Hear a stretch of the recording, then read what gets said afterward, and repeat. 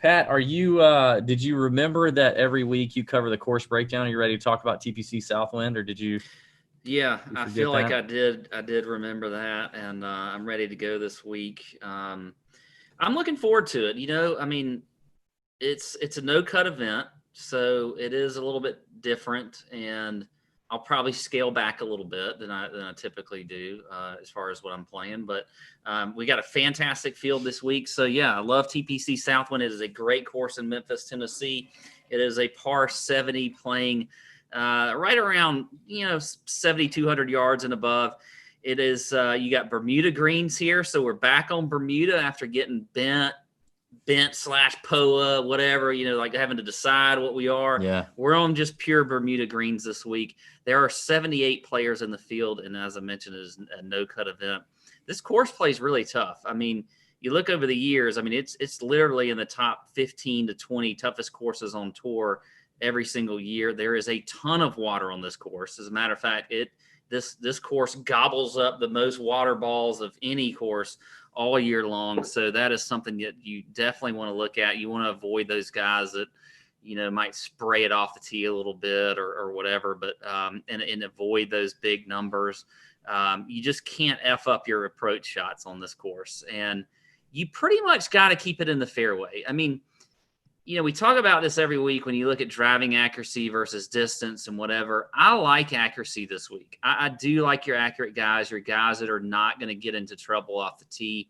There's not a whole lot of rough, so if you do miss the fairway, I don't think it's going to be all that penal. But I still think that it's a course where you do need to be hitting fairways and giving yourself a good shot at hitting and being aggressive into these greens. I think we see aggressive players do well here. But again, they have to hit these fairways. The two par fives are relatively easy. I mean, they're 550 and 530, so you're going to see some scoring on those par fives. When you step up on the par fives, you better be hoping for a birdie because that's what you need to get. If you don't, you are losing strokes to the field for sure. You got 8 par fours here that play between 450 and 500 yards. So I looked at that as a stat as far as par four scoring at that distance. I mean, those are some pretty long, beefy par fours at that distance. So I think you want to look at guys that tend to score well and gain strokes on those par fours. Other than that, I mentioned accuracy is something I am looking at. Ball striking for sure. I did look at course history as I always do. Opportunities gained, I think, is a good stat to look at, which is one of those proprietary fantasy national stats that just measures your opportunities to score and score and have birdies. So I like that as well. Looking at past champions, we had our boy Brooks Koepka, who he's like my Rory now. Like I can't not play him, and he screws me every week. He won last year. He had DJ in 2018. He also won in 2012 here. So let's go back to this point. This has only been a WGC event. I think this is the second year it's been a WGC event. So they've played this course like 30-something years in a row, but it was just the FedEx St. Jude. We didn't have the same type of field as we have now. It was I think right before the PGA. I could be wrong on that, but or either the U.S. Open. Maybe it's the U.S. Open. Well, it's moved when they switched to major. But anyway, we do have a ton of course history, but it's just not always as a WGC event. You had Berger win this thing back-to-back in 2017 and 16, and DB's boy, Selena's daddy, Fabian Gomez, in 2015 won this event. And you talk about a guy who's just accurate off the tee. That is certainly one right there. But so there you go. That is the quick course breakdown.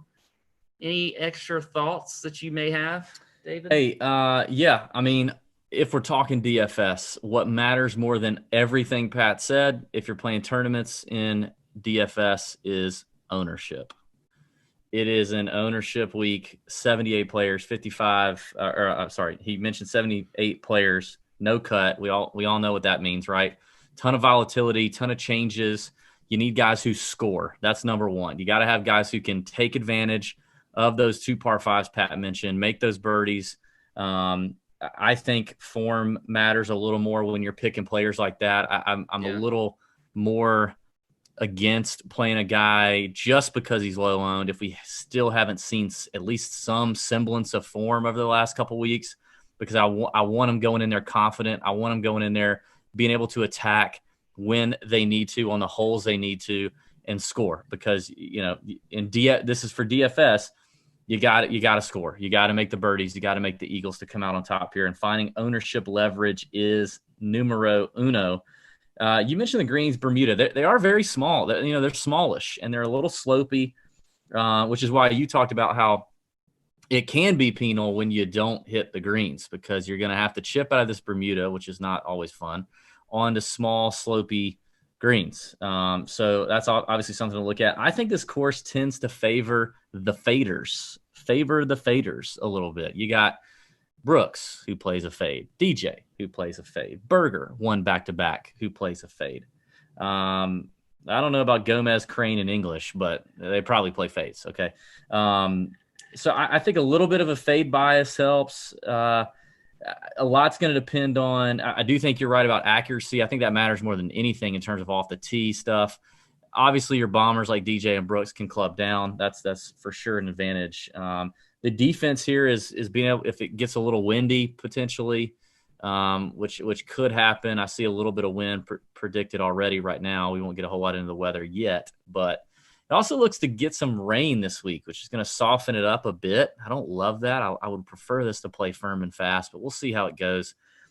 They haven't had a whole lot of rain recently, so I think currently the course is still pretty firm. But come Wednesday night in the Nut Hut chat, we can definitely report back and tell you, what our caddy friends think of the course conditions, whether it's playing that firm or fast, or if they think it's playing soft. So I could see, like, and this is just something I've just popped in my head. But if you're spending money this week and you're a gambler, so if you're betting on this week and you're also playing DFS, like, I would actually feel like I would feel more comfortable putting more money on the table betting than I would DFS.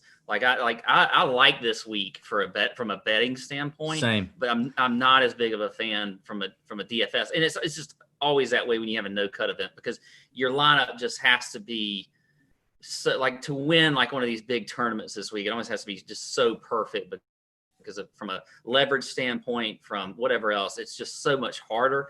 And I do think you can take more risk in DFS because of that reason. But I do think if I were putting my money up, I'm more excited about the bets that I'm going to place versus my DFS lineups. And that's just me. And I feel like I say this at most of the WGCs, and I seriously don't think it's ever bit me. But in these fields that are extremely strong, there's always guys that play predominantly on the European Tour that get in. Don't fall in love with those guys. They're going to be low owned, and there's a couple that maybe have some upside, but man, most of the time it just does not work out. This is a strong field on a somewhat difficult golf course. It's not a major championship golf course, but it's somewhat more difficult than what we've been seeing in the Birdie Fest.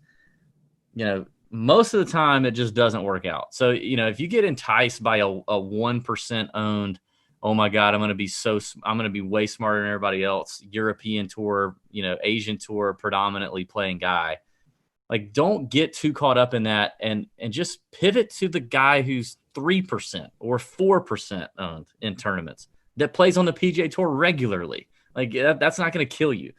So I do think from a strategy standpoint, that's something to think about for DFS.